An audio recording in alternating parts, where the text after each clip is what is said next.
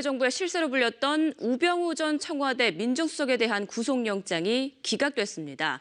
김계춘 전 비서실장과 이재용 삼성전자 부회장까지 구속이 되면서 거침없이 달려온 특검도 우병우 전 민정수석 앞에선 멈춰서게 됐습니다. 취재기자 연결해서 자세한 내용 알아보겠습니다. 조성우 기자. 네, 사회부입니다. 네, 우 전 수석에 대한 구속영장이 기각이 됐는데요. 자세한 내용 전해주시죠. 네, 조금 전 법원은 우 전 수석에 대한 구속영장을 기각했습니다. 네, 조금 뒤면 우 전 수석이 현재 서울구치소에 머물고 있는데요. 조금 뒤면 구치소문을 나와 집으로 돌아갈 예정입니다. 법원이 우 전 수석에 대한 영장이 기각됐다는 문서를 특검에 전달하고 특검이 이를 구치소로 보낸 뒤 우 전 수석이 밖으로 나오게 되는데요. 전례에 비춰보면 이 과정에 시간이 걸려서 우 전 수석이 모습을 드러내는 데는 다소 시간이 걸릴 걸로 보입니다. 법원은 우 전 수석의 범죄 사실에 대한 소명의 정도와 그 법률적 평가에 대한 다툼의 여지가 있는 점 등을 볼 때 구속의 사유와 필요성을 인정하기 어렵다고 영장 기각 이유를 설명했습니다. 앞서 우병우 전 수석은 법원에서 열린 영장실질심사에서 본인은 박 대통령의 지시에 따랐을 뿐 민정수석의 직위를 이용해 부당한 권한을 행사하지 않았다고 주장한 것으로 전해졌는데요. 법원이 우 전 수석의 손을 들어준 셈이 됐습니다. 앞서 특검과 우병우 전 수석 측은 5시간 넘게 법정에서 치열한 법리 공방을 벌였습니다. 특검은 우병우 전 수석 수사를 총괄한 이용복 특검부와 양석조 부장검사 등을 법정에 들여보냈고 우 전 수석은 서울중앙지법 영장전담판사 출신인 변호사 2명을 투입해 방어에 나섰습니다. 네, 우 전 수석이 민정수석의 권한을 남용해 인사에 부당하게 개입하거나 업무를 방해했다는 특검과 업무의 일환이었지 부당한 권한을 행사한 적이 없다는 우 전 수석 측 간의 법리 공방은 휴정을 거쳐 계속됐습니다. 네, 구치소에서 수의를 입고 구속 여부를 기다리던 우 전 수석은 잠시 뒤 서울구치소를 나와 집으로 돌아가는 모습 보시게 될 겁니다.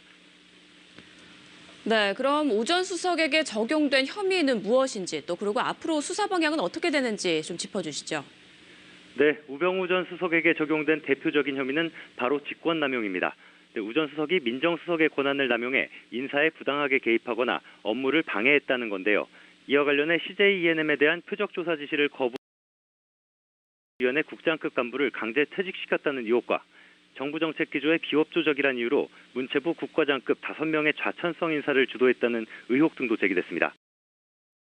또 민간인 사찰과 외교부 인사 개입 등 의혹도 직권남용 혐의에 포함된 걸로 알려졌습니다.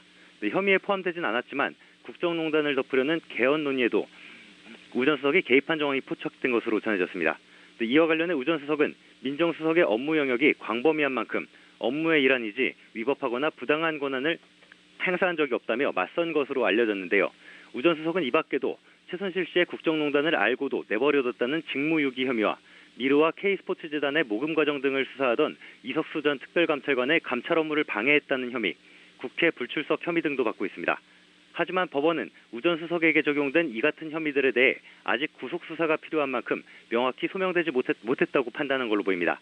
다만 특검은 우병우 전 수석은 직접 공소유지를 하기 위해 검찰로 사건을 넘기지 않고 수사기간 안에 재판에 넘길 걸로 보입니다. 네, 조금 뒤면 우 전 수석이 현재 서울구치소에 머물고 있는데요. 조금 뒤면 구치소문을 나와 집으로 돌아갈 예정입니다.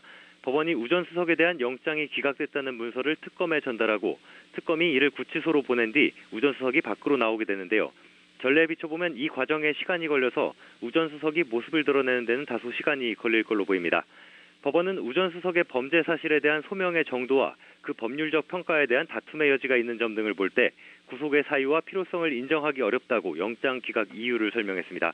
앞서 우병우 전 수석은 법원에서 열린 영장실질심사에서 본인은 박 대통령의 지시에 따랐을 뿐 민정수석의 직위를 이용해 부당한 권한을 행사하지 않았다고 주장한 것으로 전해졌는데요. 법원이 우 전 수석의 손을 들어준 셈이 됐습니다. 앞서 특검과 우병우 전 수석 측은 5시간 넘게 법정에서 치열한 법리 공방을 벌였습니다. 특검은 우병우 전 수석 수사를 총괄한 이용복 특검부와 양석조 부장검사 등을 법정에 들여보냈고 우 전 수석은 서울중앙 정부의 실세로 불렸던 우병우 전 청와대 민정수석에 대한 구속영장이 기각됐습니다. 김계춘 전 비서실장과 이재용 삼성전자 부회장까지 구속이 되면서 거침없이 달려온 특검도 우병우 전 민정수석 앞에선 멈춰서게 됐습니다. 취재기자 연결해서 자세한 내용 알아보겠습니다. 조성우 기자.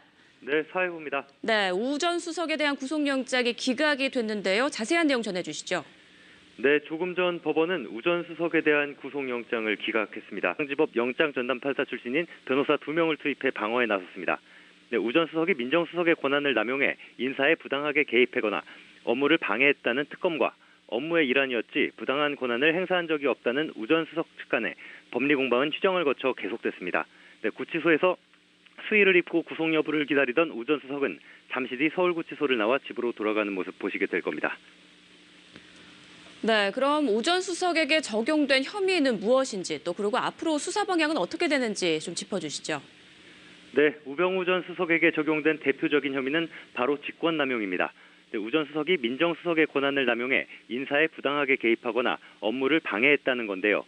이와 관련해 CJ-ENM에 대한 표적조사 지시를 위원회 국장급 간부를 강제 퇴직시켰다는 의혹과 정부 정책 기조의 비협 조작이란 이유로 문체부 국과장급 5명의 좌천성 인사를 주도했다는 의혹 등도 제기됐습니다. 또 민간 인사